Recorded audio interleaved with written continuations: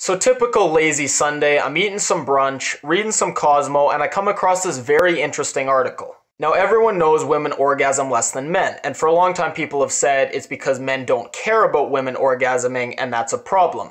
But this article pointed out there's an equally big problem. It's guys trying to get women to orgasm because they think that their orgasm is primarily about their performance, and if they get a woman to orgasm, that means they've done a good thing. So what guys have to do is care enough about a woman orgasming to do the basic stuff to make her come, but understand that whether she orgasms or not depends a lot on her and doesn't really have that much to do with you. So if she doesn't come, don't let that reflect negatively on you, because then you'll pressure her to fake it.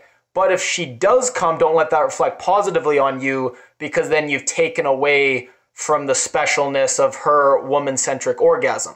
Now, I know that might sound like convoluted nonsense, but I think it's actually true. But that's not the point. The point is, as I was reading the article, I saw the silliest study I've ever seen. And that says a lot, because there's a lot of silly studies out there. But this study, they took a bunch of men, and they asked them, imagine yourself having sex with a woman and making her orgasm. Do you feel more or less self-esteem and masculinity than if you had sex with her and she didn't orgasm?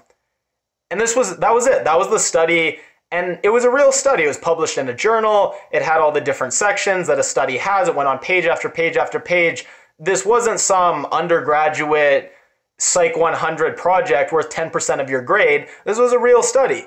Now, if you don't understand why this is a silly study, if you ask females, do you feel more or less self-esteem when your male partner comes in bed? You know what they're going to say. If you ask gay males, do you feel more or less self-esteem when your partner comes?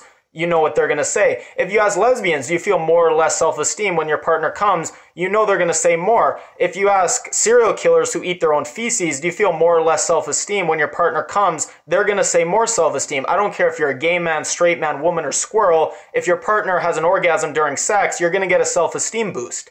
This is a great example of what isn't science. So these researchers, they wanted to make a point about society. So they picked a question that doesn't tell us anything about anything.